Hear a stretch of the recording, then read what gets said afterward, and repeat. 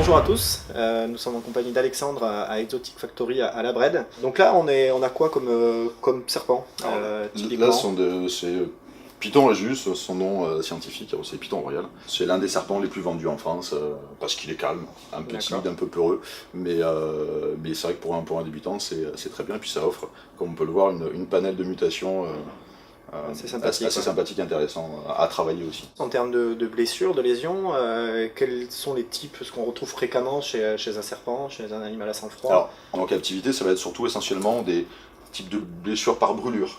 Alors que ce soit cutané, par le tapis chauffant, par exemple, système de chauffage au sol, s'il est mal placé, s'il n'est pas sur thermostat. Certains mettent des ampoules chauffantes dans les terrariums, si elles ne sont pas protégées, ils peuvent se brûler au fil, parce qu'ils vont aller son tour autour, ils n'ont pas la même sensation. Ils sentent pas pareil la chaleur. Pour la chaleur aussi, du coup, mais avant qu'ils sentent vraiment la chaleur, la brûlure est déjà faite. Justement, le baume Néolupus, qui existe depuis quasiment 100 ans, est tout à fait adapté à ce genre d'animaux, et bien au contraire avec ces agents nourrissants, ces plantes, les minéraux, ça va permettre de pouvoir aider l'animal à cicatriser, aider justement à guérir toutes ces problématiques de peau. Donc là on a changé d'espèce. Alors qu'est-ce que c'est? Pogona viticeps, agame barbu, donc c'est un lézard australien.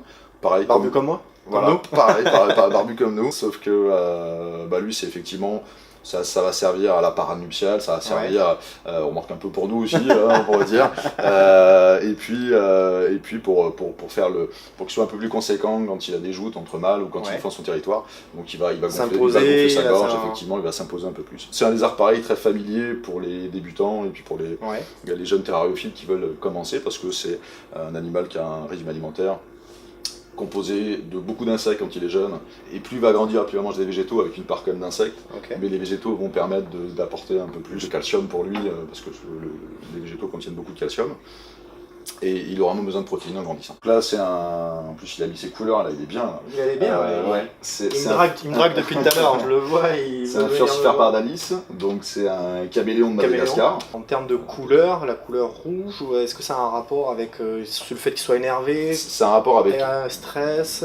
Oui, voilà, c'est très émotif comme beaucoup de caméléons, donc ils peuvent effectivement foncer d'un coup, ils peuvent devenir beaucoup plus clairs, et ça c'est en fonction de leur humeur, et puis de s'il y a un concurrent, pour les parades aussi nuptiales, pour impressionner, etc. Ça voit à 360. Hein, ouais, ça voit, c'est ça voit partout. Et la dissociation des deux yeux? Oui, tout à fait. Musculairement, il peut dissocier l'orientation des yeux pour cibler une proie et puis regarder ce qu'il y a autour. Donc il y aura un prédateur, ça lui permet de faire ça.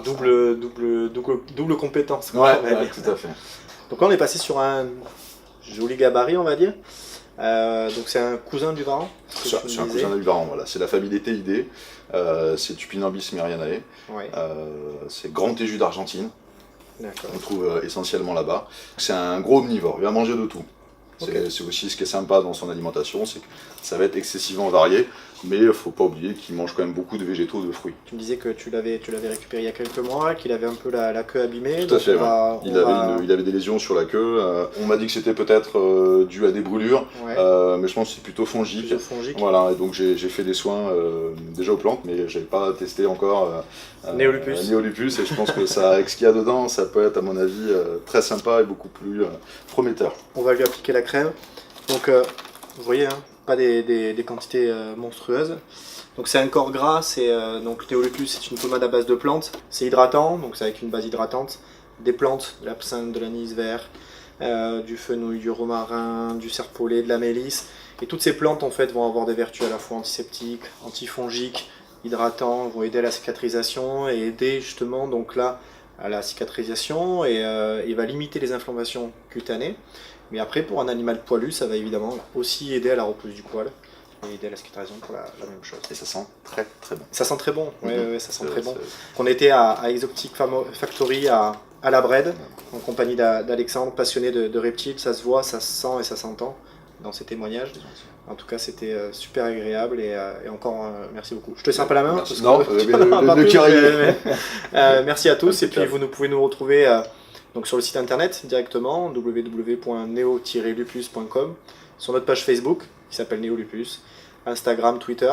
N'hésitez pas à vous abonner à la chaîne YouTube et à liker la page Néolupus pour suivre d'autres reportages, d'autres tutos comme aujourd'hui. Je vous remercie et puis à très vite pour de nouvelles aventures. Merci beaucoup. Au revoir.